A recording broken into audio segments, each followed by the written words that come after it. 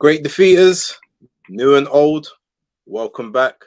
Thank you very much for rocking with us. This is The Breakdown with your hosts, BaseDaKID, and special host for this week, Dani Glover from Fightfantvlive, and we are the new children of the game. So, Dani, how are you? How's your weekend? How's things been? Yeah, last weekend been a mad busy one. I think I over fried myself. So Friday night, bodyguarding Valiant, my current favorite new dancehall artist, his first UK tour. Then Saturday worked at a nightclub like many hours. Then from there, I only had 2 hours gap between that to go and do some overtime at the day job because that was double bubble on a Sunday. From there, went over to go and do the pod. The guest didn't show up. They said they was going to send someone else in the cab. That person didn't show up. I ended up having to do a little solo thing, like a little Ade kind of wrap up business. And yeah, I was fried. If you look at the latest video, it's only 24 minutes long, but you can see my face is looking all puffy. It's looking all mad tired. But yeah, I'm looking a bit refreshed now. But yeah.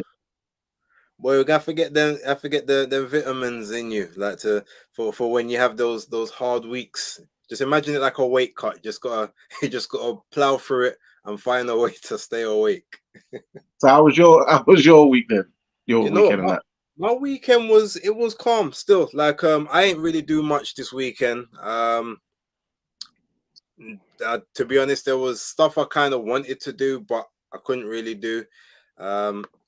But yeah, we just sort of handled it as it was. There was boxing from Friday and then Saturday, so we just kind of done our thing, and I just relaxed. So it was gym, boxing, eating, and sleeping. So I was very chilled. I would have been there for the SOS if you did hit me up on a Sunday, but we got stuff in the pipeline for a week or so's time.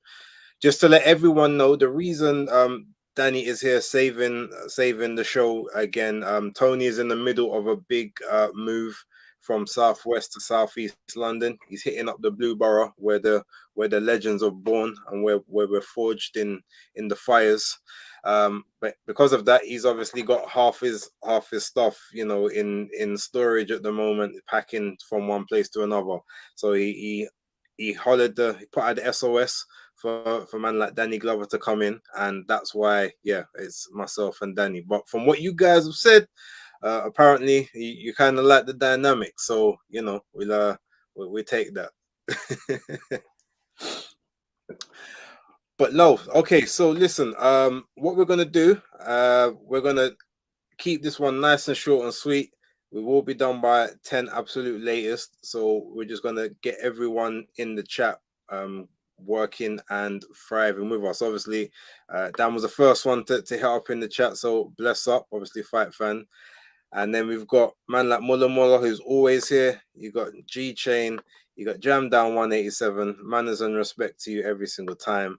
Jonah 31, Hot Prize, Bigsy Biggs, Untraceables in here, Dark Side of the Moon, Mr. Rack, Jay Lanks, I see you in the building, and SA1 Box Fit and Boxer Size.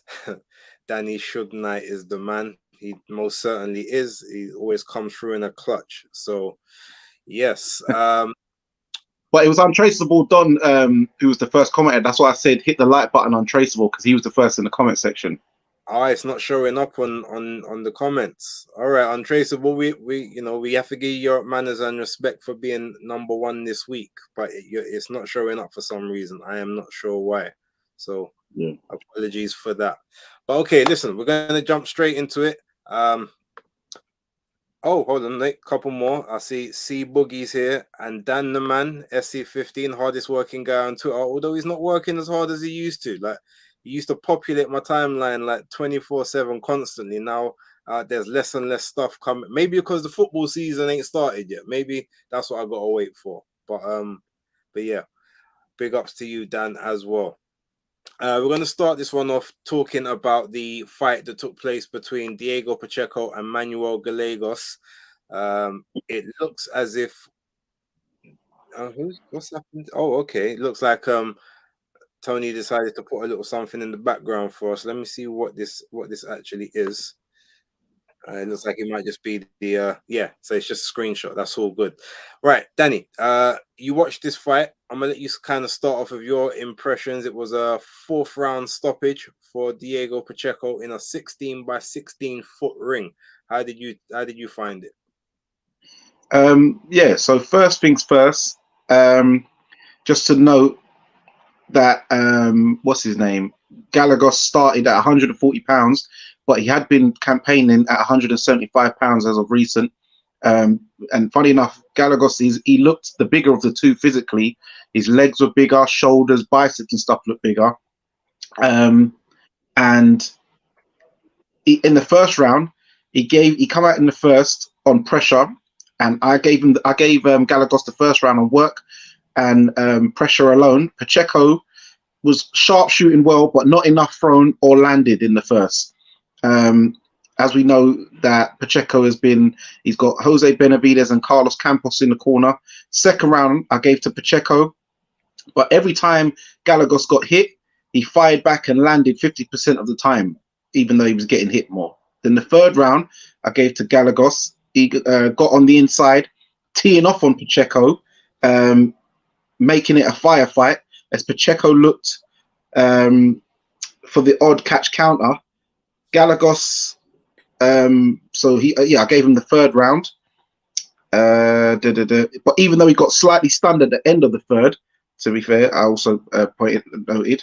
And in the fourth, Pacheco came out, landed a big 1-2 at the start of the round, basically trying to follow up where he thought he hurt him where he did hurt him at the end of the third. Gallegos absorbed it well.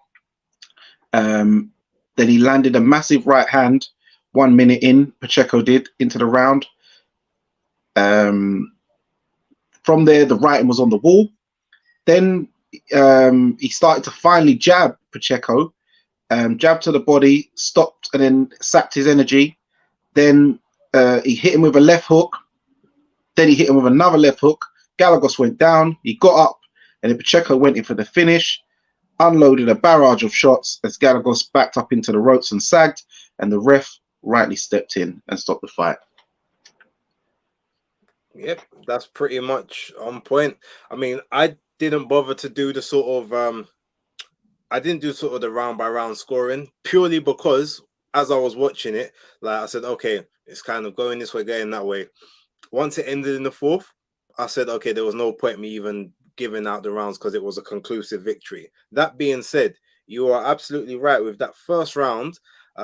Gallegos, I definitely feel was in control a lot more. He was definitely like basically employing pressure fighter tactics. If you look at the way both of them, their base styles, you've got Diego Pacheco, who's most certainly like a boxer puncher, and then you have Gallegos, who is most certainly like a pressure fighter, a front foot pressure fighter at that.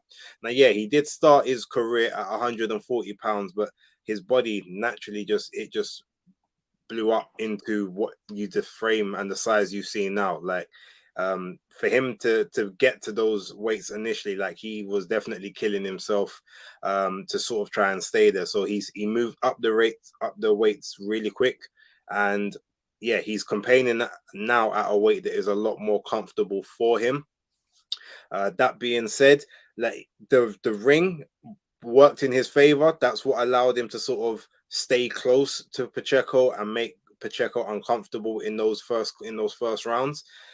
Again, it was a 16 by 16 foot ring, but that I guess was purely because the majority of the fighters on that card were smaller guys, much smaller. The only fights that I think were above 100 and I think the only fights that were bigger than 115 were the main event, which was obviously Diego Pacheco, and the first fight of the night, which was Frederico Pacheco Jr., who's Diego's younger, I won't even say smaller, his younger brother, who's 19, weighing 256 pounds. And that was the heavyweight fight there.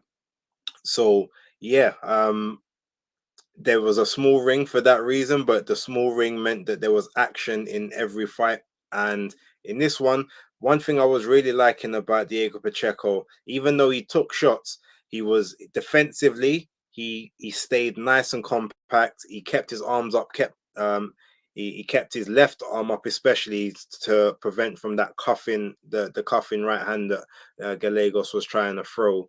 And he kept his elbows tucked in so that he couldn't really get a lot of body shots dug in when he was sort of sitting on the ropes. But even then, that was every time he felt his back on the ropes, he was doing tactics where he would either step off to the side, spin out and spin off away from the ropes, or he would throw the jab into Gallegos's face, grab him, tie him, and spin him around so he could back off and find his timing. And that's sort of how he was acting in sort of the first and the second round. So for me, I thought the performance, it was a great performance for him. He was facing a puncher, someone who had a high knockout rate. He took a couple of shots. I'm not sure how clean they were, but he took them. He rode them well, but he stopped Gallegos' offense from sort of second, third round onwards, and he just showed that he had the bigger, sort of the bigger guns in the holster. And to me, I feel like it was just one of those performances that just continues to improve him and step him up those levels.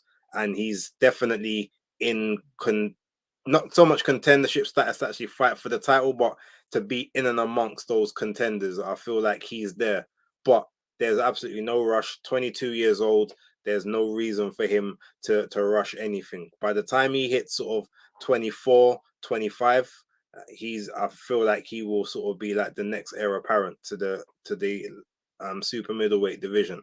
And the only reason I say that, as opposed to someone like David Benavidez, is I truly believe Benavidez will have to move up by that time. He's not long left for 168, in my opinion.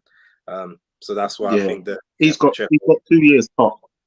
Yeah, I think it will be Pacheco and Morrell if Morrell doesn't move up as well, because he's got the frame where he could do that also. So those are the two that I see kind of reigning over that division and fighting for supremacy in a couple years' time. But yeah, big ups to Pacheco on that one. Big ups to Maestro in the chat. Came in. I see you.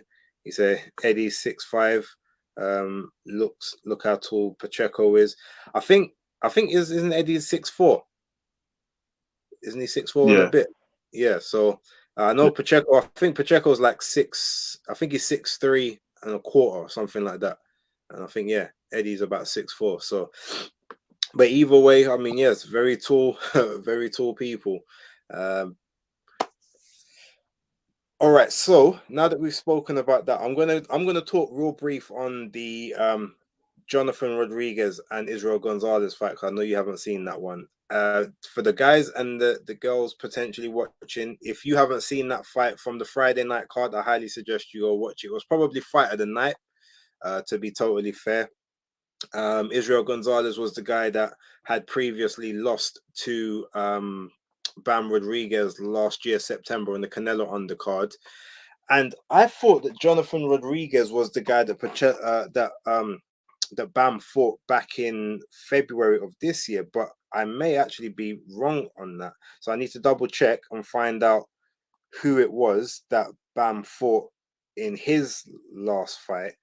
So bear with me 1 second while I do that.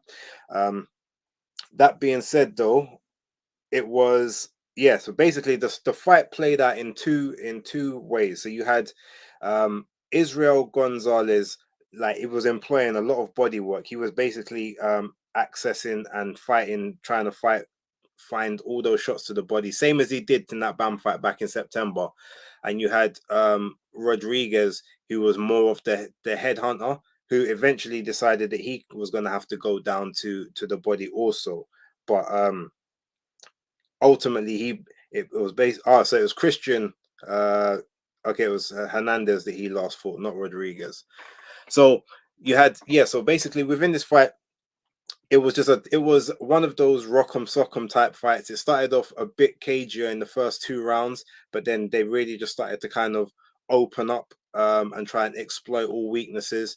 And the fight ended in a split decision draw. It was 96-94 Rodriguez, 96, 94 Gonzalez, and then 95, 95 even on the final card. And if you watch the fight, it was definitely a fight where you could definitely score a draw. You could possibly swing it to either guy. It was that close. Although Gonzalez, to me personally, I would, if I was him, I would feel a little bit hard done by. He potentially had more of a shout to say that he won the fight, and he was fighting in Rodriguez's hometown as well. So he said in the post-fight interview, you know, I'm fighting in his hometown, so for me to get a draw, that probably tells you how the fight went. But yeah, if you watch it, it was an excellent fight to watch. Those Mexico cards are always highly entertaining, and that was definitely a good one. Outside of that one, we'll move over real quick to the Rocky Hernandez fight. Wasn't a huge amount to talk about on that one. Obviously, it went 3 rounds.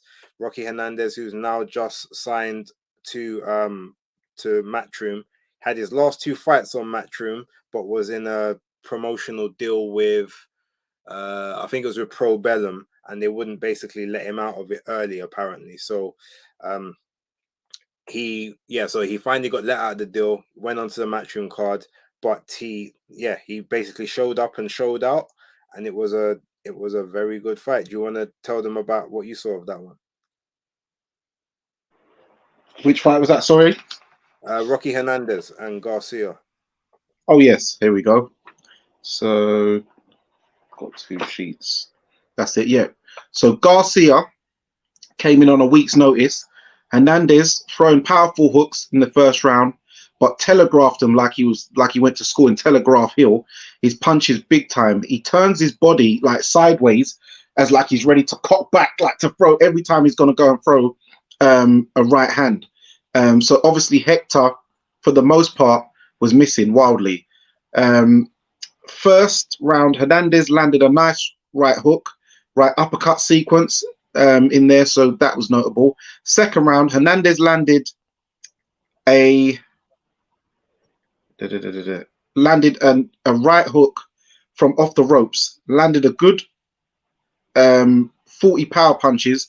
Garcia stayed up, but when the bell went, Garcia couldn't find his stall. Third round, Hernandez came out, picked up where he left off, landing a barrage of hard shots till Garcia fell into the ref's arms onto the floor, and it was all over. So you know the one thing I like about this fight, right? So even though you say that Rocky Hernandez, like, he was telegraphing his shots, but they were all extremely accurate. Even though they looked like they were wide, they all actually reached the target a lot quicker than you would expect from a wide shot. And it's almost like he's perfected that style, or it's almost like deceptive. It made you think that the shot was something you could brace for, and then by the time you think you're about to go brace for it, it's actually already hit you, and it's taken you out of your rhythm, and everything was hard. Like there was no sort of pity patter shots. Everything had venom, everything had snap, and everything had his entire ancestry behind it. And you could tell that Hector Garcia just was not ready for that kind of smoke. Bearing in mind, the good thing is, even though he did come in on a week's notice, he was already training for a fight a couple of weeks later, not to the level of obviously Hernandez, but they changed the weight of the fight to 137 to allow him to obviously be able to cut weight down safely. But Hernandez will be going to 130. He'll be going back to 130 moving forward. But yeah, this was just like, I think the fact that Rocky had those extra pounds and didn't have to cut that down, that definitely told in the punch power and just the engine and the force behind every shot. But big ups, special big ups to Hector Garcia, because ultimately he came in on the week's notice and allowed Rocky to get onto the show. So even when Rocky took him out, first thing he didn't even really celebrate. He went and he thanked him, hugged him, went and got his stall, brought the stall over to him to put him on. Like it was proper respect there. He was like, thank you for allowing me the payday. Like he had his two little daughters with him. It was a good sight to see. But now that it's supposed to be him against Oshaki Foster next, and obviously Eddie's hoping that he can do the job there, so that then they can build that up to do the unification with Joe Cordina. Okay, I saw some news about Joe Cordina They're trying to get him to fight. Zelfa Oh, Barrett. who was it? Is Zelfa No, they Barrett had or another Anthony person. Cacace? That's it. Anthony Cacace. That's the one. Yeah. It's Yeah. just funny because obviously, but Eddie said in the interview, and I don't obviously want to dwell on this, but he said that they are looking for. He doesn't said it doesn't have to be a domestic opponent, but he just felt like domestic opponents. It's a better profile fight for him. But he said that Cordina can pick his own opponent if he wants. He just can't pick Oshaki Foster because Foster according to Eddie, wants too much money for what they can generate at the Cardiff arena, which apparently only holds about 4,000 people. He said if you can make a bigger fight, bigger stadium fight, then yeah, we can obviously do the unifications, but like the money's not there for what both guys want in a 4,000 stadium. Now, personally, if it was me and Joe Cordina's complaining, oh, I want the unifications, I want to fight, blah blah blah. If I was him, I'd say, okay, well, I'll take a hit on my purse because I want that extra belt because it's going to pay me more in the future by having that second one and then obviously being the guy in the division. That's how I would look at it. If he wants the unification that badly instead of but that's why I kind of feel like there's a lot of bluster and sort of like theatrics going on online because Posturing. yeah, you could really do that if you really wanted to. You say, okay, because when it was Teofimo Lopez and Vasily Lomachenko, when it was that unification, Lomachenko took a pay cut to make sure that Lopez got the money that he wanted for the fight because he wanted the fight. So it's like if you want the fight, you make the sacrifices if that's really what you want. But it's not my money, so I can't tell anyone how they should get paid or not get paid. You get me? But I'm just thinking, if I really wanted it that badly, that's what I have to do. There's been jobs I've really wanted apart from others, and I took less money to work at that job as opposed to another one because that's the one I wanted to be at. And in some cases, I took a lot more money, but you know what I mean. It works in your favor when it works in your favor. Sometimes you make those calculated guesses, but Yeah, I've been there. I've done it as well. So yeah. Therefore, all right. So moving on swiftly again, we might as well jump over to the Golden Boy card, which took place on Saturday as well.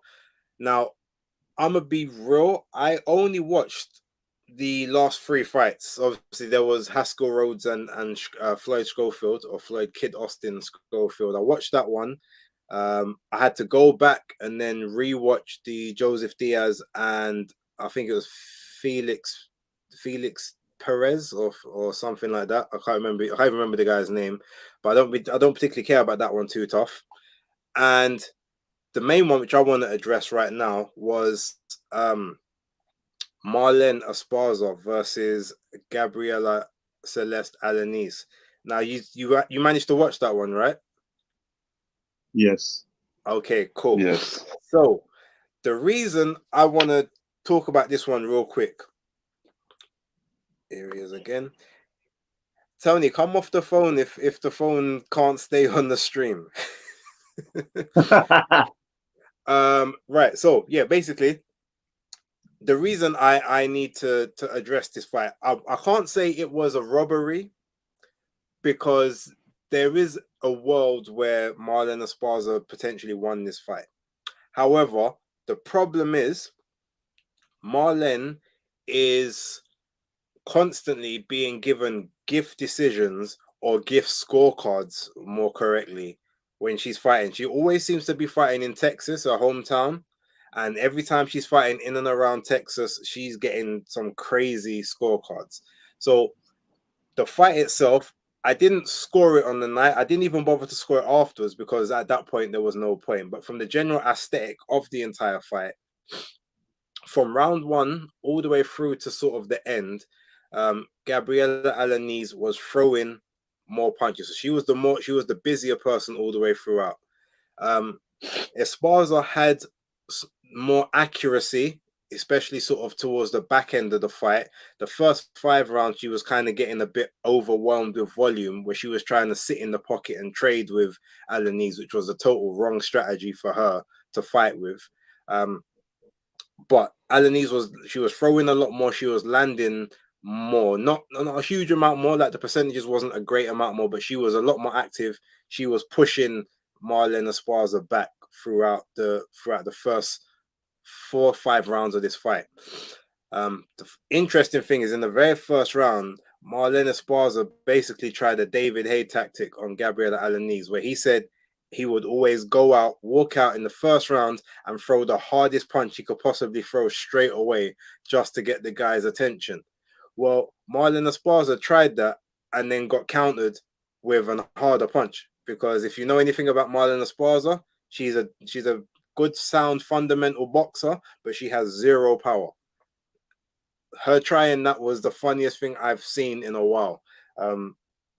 That being said, yeah, she kind of was getting overwhelmed in the first half of the fight.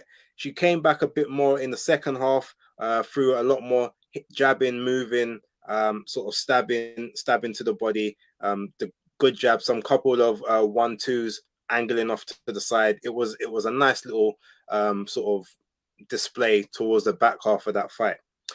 However, my one issue that I had was on several occasions in this fight, she was warned by the referee for using the forearm, pushing the forearm into the throat of Alanis on numerous occasions. I think he warned her about it about 6 or 7 times, and she was warned for using the shoulder, I think 3 times as well. So throughout all of those warnings, not one point or one halt to action to give her like a final verbal or to take a point. I thought that was I thought that in itself was weird, but again, hometown fighter. And then when the scorecards were read out right at the end of the fight, you had one scorecard which showed 95-95, which was a fair scorecard, and then the other 2 scorecards, you had 97-93 to Marlen Esparza, and then 99-91 to Marlen Esparza. Now, whether you could make the argument that she won the fight or not, that's fair enough. But there is no way anyone could watch this fight and say that Alanis only won 1 round, and that was the 10th. So she won the last round of the fight on that scorecard. Like, that judge literally must have had the entire scorecard writ out before the fight even happened, or at least like the first 8, and said, "Oh, okay, I got to give her 1. I can't make it look too bad." But the 97-93 was still, you could say, is a bit wide, but all right, if you want to have swing rounds, fair enough. But yeah, that 99-91 definitely need investigating, and I picked Alanis to win. I believe that she did enough to either win or draw and keep her belt for the unification. But yeah, Marlen Esparza with another very favorable, dodgy decision that's gone her way on her route to undisputed. So yeah, she's got Heli Mosinho in her final fight to make that happen. So we'll see what takes place with that down the line. Now, I know you watched it, so kind of give me your opinions of how that fight went for you, and did you enjoy the fight even? Yeah, I enjoyed it very much. Thank you for that, Base. That was a very good breakdown. So my take on it, and I watched it twice because I was so stunned by the cards. I actually watched it twice, and I'm like, nah, this is a joke thing. But this is what I've got down. Okay. So Esparza came out in the first round, big right hand. Alanis ate it and I noted that she was very patriotic to Argentina with her flag painted on the side of her head. They both were trading in the first round after that big right hand. Esparza was more accurate of the 2, so I gave her that round. Round 2, good work rate from Alanis, but Esparza's jab was the difference, and lateral movement, slip and slide shots at the end of the round, so I gave her that one as well. Esparza. Round 3, Alanis came out like a freight train, on a freight train mode, decided all out aggression was the tactic. The energy and pace was too much. A jab from Alanis rocked Esparza on her heels, pushing her back. 4th, 5th round, Alanis secured them on work rate, just outworking Esparza. 6th round, Esparza came back, good power punches in there, and that seemed like her last bit of energy Maybe that was a very short-lived second wind. Round 7, Alanis took the bull by the horns, ran over to Esparza's side of the ring, slung an overhand right, landed straight rights to the somewhat porky midriff of Esparza, which slowed her right down. In the 8th, I gave to Alanis as well. The 9th, the penultimate round, Alanis came out blasting, just working over Esparza, hit her with a good 1-2 as well. Alanis was on Terry Turbo mode. The 10th round, Alanis couldn't do enough, really. She was even pushing the ref out of the way to put more hands on Esparza, even when and what I noted, even when the 95 card was read out, Esparza nodded her head and gave a face like she'd be happy to escape with a draw. Now, I saw that this 99-91 card was given by Javier Alvarez. So I'm naming you out, Sunshine. You need to be prosecuted. You need your license revoked. You need serious investigation how you can have that card 9 rounds to 1 and you gave it a 10th, and the 10th wasn't even like the most clear round that Alanis won. 93-97 to Esparza as a joke as well by Esther Lopez. I still think that was a joke. Even 95-95 was silly, but hey, it is what it is. But all 3 cards to me was a joke. Alanis won that clearly. Everyone knows that. Everyone was booing, and it is what it is.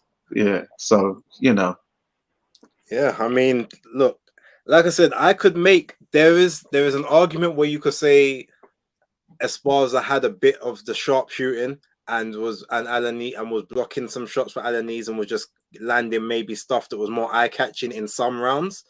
But the most I could give her, and again, I never even bothered to kind of go and score it, but the way I looked at it, I said this looks like a 5-5 because while I'm not actually giving the rounds themselves, I'm looking and saying, okay, I think she's got that one. I think she's got that one. So I was kind of just comparing how it would look. And I said, this looks like a 5-5 to like a 6-4 type thing to me. But I always had it Alanis's favor. She just looked like she was doing a lot more throughout. And again, my issue was all the warnings that Esparza was getting for the elbow and the forearm and the shoulder, and not 1 point deduction. Yeah. To me, that was my biggest issue. Is like, well, why bother warn her? Why are you warning her for? You're going to keep warning her and she's going to keep doing the same thing. Semantics. Or she stops for like maybe 20 seconds and then goes and does it again with you know, as soon as she needs a break. Because one thing about Marlon Esparza, she doesn't have a good gas tank. No. So when you've got someone in front of her that can pressure her, even though she's decent at keeping her shape, she'll do things to try and catch a break because she just can't hack the pace. And it's funny you said the somewhat pudgy midriff. I've made comments about that, and I shouldn't really because you know, I don't really have a right to speak on anyone else's frame. That's their frame, that's their body. But it's just weird to me how someone can weigh 112 pounds and be that big. It's mad. And she's not short. She's 5'3". So yeah, she's funny built. Yeah, you weigh. I don't know how you can weigh 8 stone and be, you know, and look like that. Yeah. Actually, weigh less than 8 stone. But yeah, you know. But what it was, she was trying to catch breaks. The ref was in on it as well, filibustering, giving her these warnings to try and catch her a break. But at the end of the day, it showed even on the CompuBox that Alanis threw double the punches, landed about nearly 100 more punches. Every time on the replays at the end of the round is Alanis's shots getting shown where Esparza's face is getting punched in. It was a travesty. I scored it 7-3 to Alanis. Okay, I gave 397 to Alanis, yeah? Yeah, 97-93 to Alanis. I gave. No, do you know what I'm saying? To be honest, I don't even have an argument with that scorecard. Like, to me, I could see that. I could see it being in her favor. I could see a 6-4 in her favor, and I could see the draw. I just can't. I can just about, if you're being really, really generous to the home fighter, see a 6-4 the other way. But it was definitely a 6-4 to Esparza at best. Like, there was never a point where you could say that she won 7 rounds in that fight. So no. But anyway, we're going to kind of skip over the Joseph Diaz fight, just to ultimately say it was a really good performance by him, despite the fact that he blew the weight of the fight by 6.5 pounds. And I think Diaz had to. They said that for him to compete in the fight, he had to eat his way to 138 pounds. Otherwise, they wouldn't have let him compete. So he obviously made weight, and then I think they made him have to do a weigh in the following day, and they made I think they made Diaz do a weigh in the following day, and he couldn't weigh more than a certain amount. And I think it was like 146 or something like that. Yeah, sort of 146, and then Diaz had to weigh 138 as an absolute minimum in order for the fight to carry on. But all credit to Diaz. Outside of the unprofessionalism, it was a very good performance. He didn't hold, he didn't tuck up, he didn't sort of grips his opponent at any stage. He kept he basically sat in the pocket and traded, didn't take any breaks. It was always like heavy the jab. It was always the backhand. He had Diaz hurt on several occasions, even though Diaz said he wanted to be the first person to knock Joseph out. He's obviously never been off his feet. He's got a tough head. He's a very good operator. If he could get himself back down to 130, he could actually be a good challenger. I just think at 135 he's a bit too small, but he gives good work to most people. But he's back in the winners column now. So yeah, big ups to him. Did you want to say anything about that real quick? Yeah, just congratulations to Jojo Diaz. He's coming off like a 3-fight losing streak. Yeah. So it's just good that he's back on his saddle and got a win under his belt now. So yeah, I'm happy for him. Yeah, we won't talk about any of his outside of the ring activities because that's not what we're here for. No, okay. This is not DJ Vlad. Yeah, most definitely. So, last one of this card, talk about Floyd Scofield and Haskell Rhodes. Now, funny enough, this fight's actually on my TV in the background. Essentially, same. Oh yeah.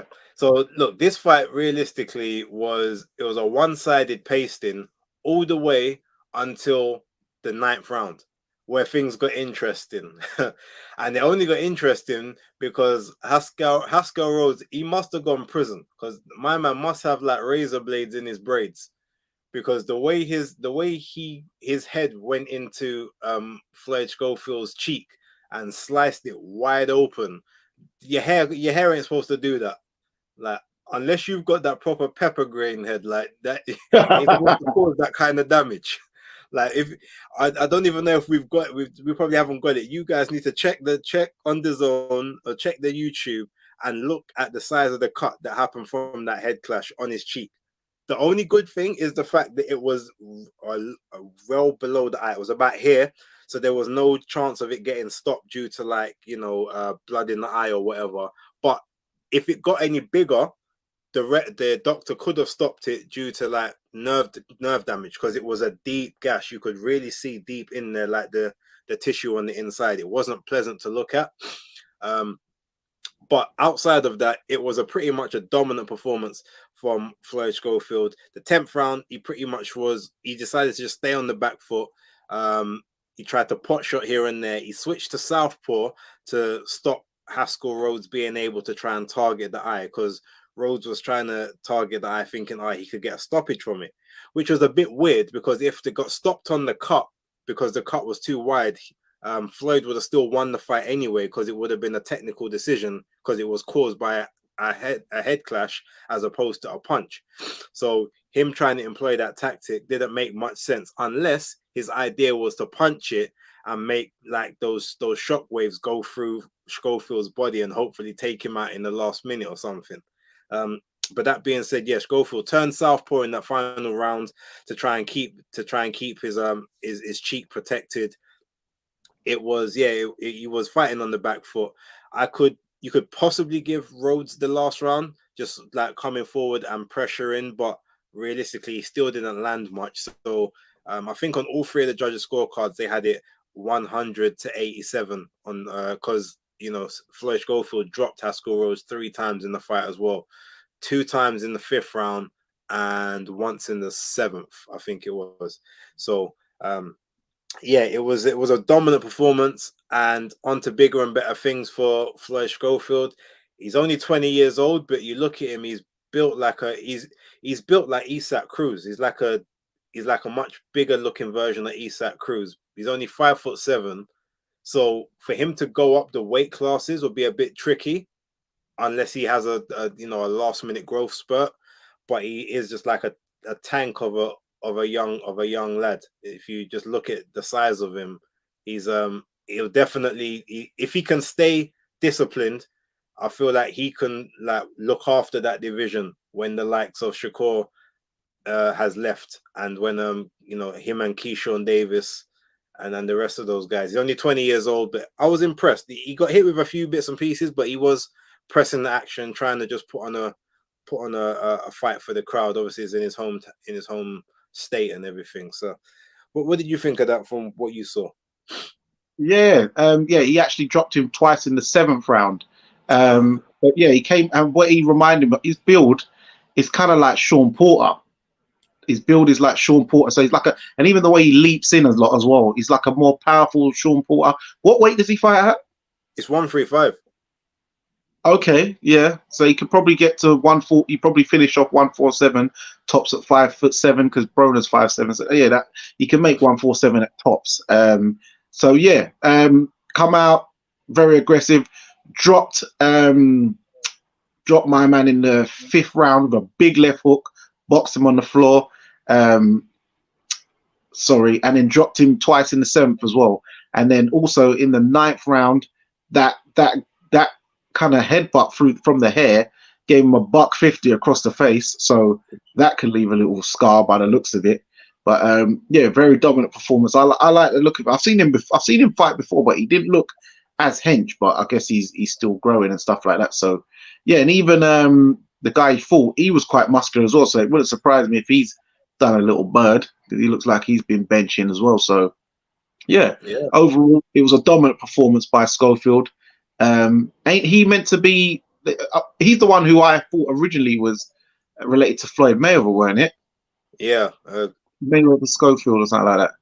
But his name's Floyd Schofield. Kid Austin is his nickname. Okay, yeah, I thought he was related to Floyd's originally when I first saw him box, probably about last year sometime. But yeah, dominant performance. He's worked his way up. He's working his way up the ranks, so it'd be good to see how he gets on. Obviously, he's not ready for the top boys yet at 135, sure, by a bit of a margin. But yeah, he's doing nicely, and he's one to keep an eye on, I'd say. Of course, and again, he's only. Oh yeah, I'm just looking at the cut. It's just come on the screen. That's a nasty gash. Yeah, no, it's he's only 20, so there's no, he ain't got there's no rush. Like, he's got a good 2-3 years before you even have to think about that. Maybe he might want to try and see if he can do what Devin did faster than Devin, but even then, he's still got 2-3 years. He get another 3, 4, 5 fights, he'd be all right. Yeah, he's on Golden Boy, so at least the fact he's on the zone means that he should have activity, because they will always give Golden Boy dates. It's just about whether or not Golden Boy's fighters can stay fit enough to make them. Well, he looks fit enough, and what I would say is, I liked his reaction when he did get cut. He started licking his face, so he didn't like try and cower. He looked like he was. He kind of liked it. He kind of half liked it. Some man, you get a black eye or a cut, and you go, yeah, look, I was just in a mad rockers, I think literally the only reason why he licked it is because he just felt it dribbling down his lit. It's like, okay, let me get rid of that. Well, it looked macho the way he done it. Yeah. To be fair, there was nothing else he could really do. He had the gloves on. Like, he can't even. It's not even he can wipe it properly because gloves they're in it. So, and his gloves are red, so he wouldn't even see it anyway. Exactly. But no, it was good. It was a good performance from him. Yeah, that cut is going to be a bit nasty. I don't think he's he probably going to have to get some surgery on that, to like a graft, rather than, because I doubt at his age you want war wounds like that early.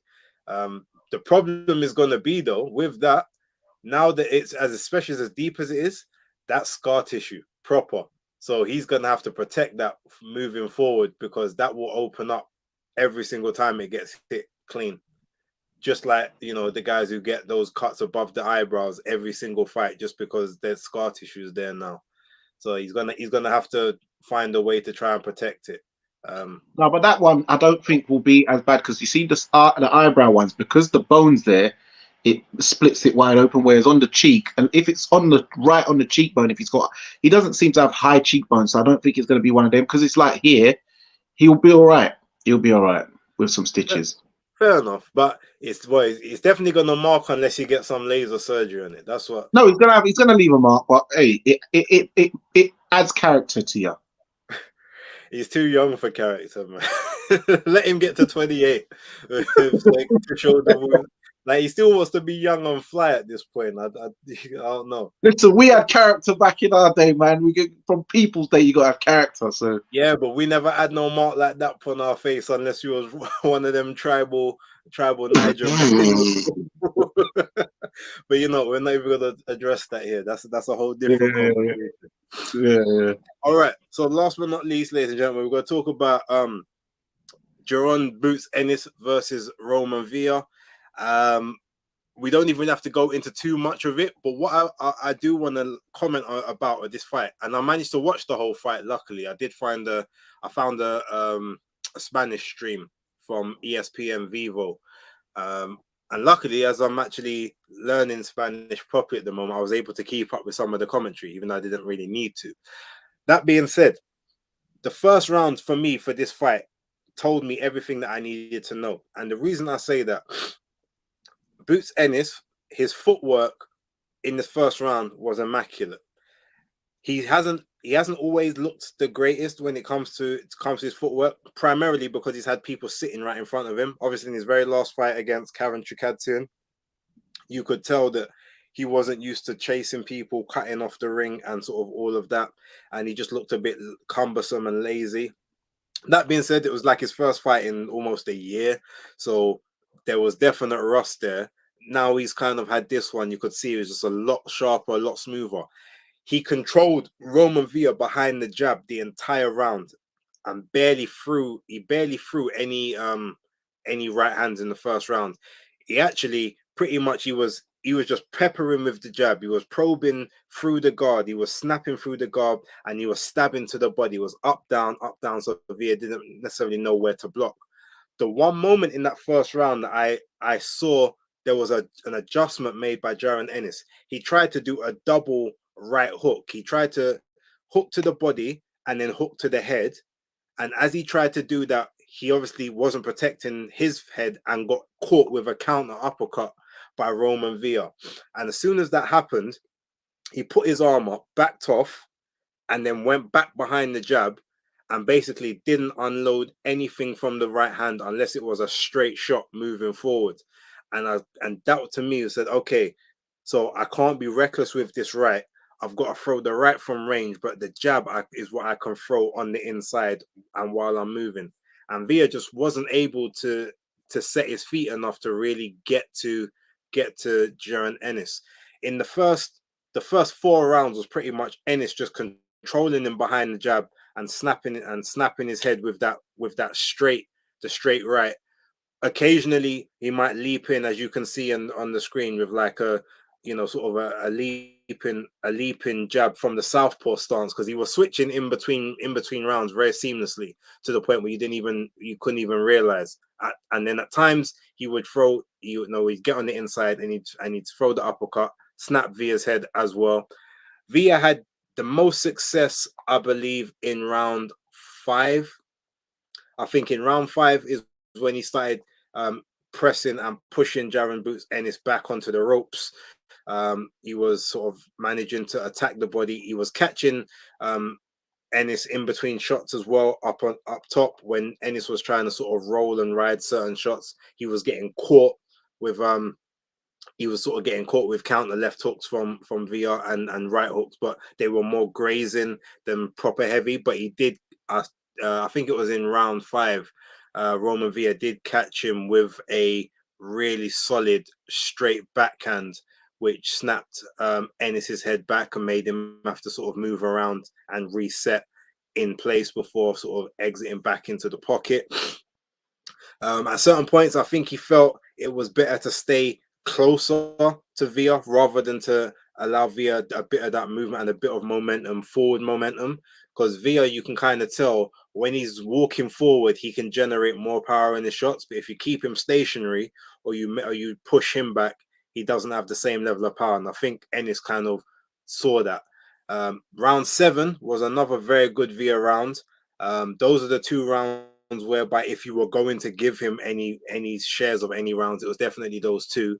But then at the end of round 8, he looked like he could have been pulled out of the fight. At the end of that one, he was visibly gassing, like body heart rate convulsing. He was like, and he definitely looked a bit worse for wear on the stool. But they put him out in the 9th, and in the 9th he actually didn't take as much clean shots. He looked okay in the 9th round. He wasn't taking a lot clean.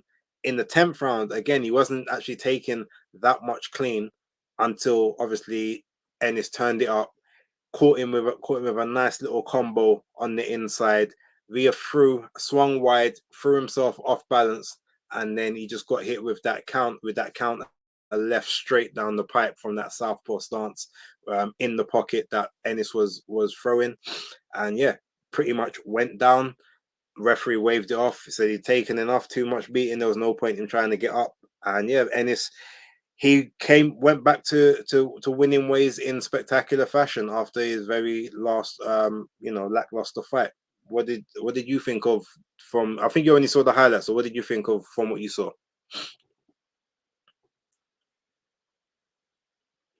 Are you on mute, Danny? Sorry. Yeah, from the first bit, a lot of it is like it was straight out of my mind, because from what I saw, it was exactly how you said it. So what I noticed, he was doing the touch, right hand, touch, jab to the body, touch, looping right hook to the head, touch, jab, touch, right hand. That's what he kept doing. So as you said, peppering him and then landing some shots. That was like in the first few rounds. When John Ennis was on the ropes, he was trying to do like a little shoulder roll, but he got caught a couple of times with big hooks by Villa, which was good to see. Because as I said, Villa, he reminds me, his look and persona, tats and all that remind me of Marcus Maidana. So I thought this could be a bit like a Maidana, where he was going to put the pressure on and really test John Ennis. And I thought he was going to go to points. So good thing I didn't do an accumulator this week. But so yeah, we've got to save that bread, you know. I going to go points as well, but I said it's either going to be points or a very late stoppage, like round 10 or 11. That's what I said. Yeah, so. I do. Yeah, no, I remember that on Basis Picks. I did see you say about the late one, but I thought it was just going to be straight points because I thought he just looked too tough. But yeah, and then towards as you said, from the 8th round, it kind of got a bit ugly. Like, Jerron was teeing off and landing shots like that was coming behind the glove, hitting the side of the head. You know, Villa's toughness is what, as you see right there, Villa's toughness is what kept him in the fight. I'm not sure what round it was, but here's that lovely slow where he went into slow motion, hit him with the right hand, then the left uppercut, then switch stance and hit him with the southpaw straight left, and then pivoted off. Very Matrix-like, but he won't get the plaudits and adulations as Lomachenko would had he have done it. But yeah, big ups to my Jamaican brother, Jerron Ennis. Also, a lot of people don't know that he's of Jamaican descent. And yeah, the final sequence where he did knock out Villa, he landed a left hook, right hook. Villa went to throw a punch. He missed, and as he missed, his head dipped to the side. Bim! Right, chopping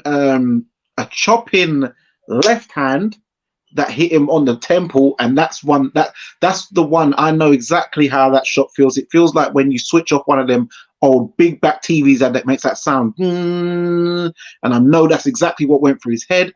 His ankles had pins and needles in it. Then the right hook left, and then down he went, as you see, in a heap. And then you got Jerron Ennis screaming with very picture perfect. He paints a perfect picture right there, as Tupac once said right there. Fair enough. Well, Yeah, no, like I said, it was a spectacular performance from him. He had the right type of opponent in front of him to make him look even better than he is.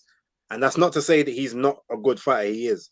But having an opponent that will literally stand right in front of you and let you basically just get your work off for the most part, that's when Jaron Ennis is at his best. He's not great against movers just due to his natural style doesn't lend itself great to people that can box and move. But with his power and the fact that he can box as well as fight in the pocket on the outside, he's going to be a handful for pretty much anyone at 147, 154, possibly even 160 when he decides to go up there, because he's definitely big enough to carry 160 well. You can just tell he's a naturally big guy. But yeah, the yam and banana and the dumpling and the plantain and the jerk chicken, it all adds to the seasoning that is Mr. Jaron Boots Ennis. So yep, big up to And him. Don't forget the oxtail and the cow foot and the manish water, pig foot, yeah, all of that. Pig's tail. and the pig foot, then all of that. I never ate that. That was I could tell though, but yeah, so that's the one. But yeah, now big up to big him up, and but yeah, Villa C level fighter, but a good C level fighter. And yeah, I'd say he's a C plus. He's a C plus. Like he'll give work to anyone that's not an A or a star. Anything below, even A minus, he'll probably give a bit of problems too. But yeah, B and below, like he's a nightmare. Yeah, and Ennis, I think he can definitely go to 160, as you said, because he's 5'10", got a 74-inch reach, so he's got long arms. So that's longer. That's a longer reach than most 160 pounders, to be fair. So that's actually a good thing in his favor too. So he can fill out. He's got the shoulders and stuff like that. So yeah, man, he's going to do great things. The only thing that's going to disappoint me is I would have loved to have seen him versus Terence Crawford, but obviously there's a 10-year difference, so it probably will never end up happening. But that matchup would have been very fun. Well, to be honest, because Jamel is not likely to come back down to 154, Terence might just stay at 147. There might be he was only going to go to 154 to beat up Jamel and try and be undisputed in another weight class. So without that happening, I don't think he's going to go belt collecting if that's the case. So he might stay at 147, which means that there's chances of him facing Ennis in the future, potentially. But who knows? That's something we can obviously look at a later time. Just quickly, I just want to say big ups to Declan, who popped in the chat a bit later than the others. Bless up, thank you very much. Barry Murray, who said, when is Ennis going to fight someone with a pulse? Well, I definitely think Villa had a pulse. Not to the level I know that you're referring to, but that's due to come. That's got to be the next fight, obviously. Barry Murray also says, extremely excited for Andy Cruz's debut, world champion within 3-4 fights. Not sure about 3 or 4. That 135 division is stacked. There's a few people in front of him, but he could, within 7, there's a reason 7 or 8 he could definitely get to a title challenge before his 10th fight, most definitely. And then Jamdan was responding to the cut, saying they can stitch the muscle and then stitch the epidermis, so it shouldn't be a problem, but he'll be doing up Nelly going forward. Yeah, that'll be funny. All right, but listen, ladies and gentlemen, we've kept this one as short as, well, probably one of the shorter ones. Really quickly, just going to put up a nice little banner that I've managed to make for Dani. Thank you very much for coming through. Let the people know where they can find you at. You can find me at Fightfantvlive Live, also at Dani Glover _EST, also on Twitter at Dani Savvy Right. That's DANISAVVYWRIGHT. Also, guys, look out, because there's going to be a special Spence Crawford debate between myself and BaseDaKID, which you do not want to miss. That will be coming out on Fight Week for Spence Crawford. on the Monday. That hence we're doing the filming of it a few days before, so the editors can edit, because it's going to get very spicy. So we're going to need close-ups of me, close-ups of him, and we're going to see who gets eggs on their face when the editor finally does the final cut after the fight. There will be it's an interesting dynamic we have, so that will be revealed on the show also, so you definitely don't want to miss that one. Most definitely. And Tony's obviously he's been in the background on his phone posting up graphics. So Tony's stuff is here as well. As you can see, it's Pugilistboy on everything, YouTube, Twitter, except for Instagram, where it is Pugilistic Boy. He had to change his old account. I think he got hacked, or they shut it down for some reason. He might have been doing a bit of a foolishness, as Tony can do from time to time, and because he's off the screen, I can say that and not have to worry about any repercussions. And we got myself, look, BaseDaKID, the hardcore casual. I put out a video earlier on today. I don't normally do videos on Tuesday. I don't clash with undefeated duties normally, but big news, obviously, sometimes has to get that. You have to make that the priority. So that video is out now. There should be some members only content potentially tomorrow and Thursday, maybe not both days, but there will be videos going through. Obviously, you got basis picks on Friday. Obviously, this is a big weekend for the Alicia Baumgardner rematching against Christina Leonardo, trying to get vengeance for the only loss she suffered as a professional. So yeah, we'll definitely be breaking that one down. And yeah, Instagram BaseDaKID, but don't go on there if you're looking for boxing content. I don't really post boxing stuff. And go on Twitter, B_A_S_E, or just type in BaseDaKID and my name pops up. I think I got about 100 on some retweets from a tweet I did to Frank Warren earlier on today. We won't address that here because it's not for this show. But there's a few more comments. Let me just read those before we bounce. Quickly, Frank Martin is on this weekend as also. He is. You're right. Against the guy who's got too many vowels and no syllables in his name. So I'm not really going to try and pronounce it. But yes, he's even though we say that he's going to be on that, he's on this weekend, but we probably won't get to watch it. So, who knows? We'll see what we can do. If we manage to get a stream, or we manage to get that show, we will definitely put that one up. Jam Down 187 says, "Bless up, Danny. Me a card the partner next week, so free up the money." Yeah, bless up to me as well. Thank you very much. And obviously Tony is saying that he can join from Vegas. Yeah, we know you're going to Vegas. We don't need you to keep telling us, Tony. Just take the pictures and make the connection so we can get some people on the show. And speaking of which, the issue from last week should actually will be handled for not this weekend, coming the week after the fights. So I'll let you guys know about that. Plus, we've got a few other people in sort of in the queue as well. So yeah, hot prize as well. Bless up to everyone. Jay Lanks, big up to you. And with that, ladies and gentlemen, we are now out. So peace to everyone, and we will catch you next week.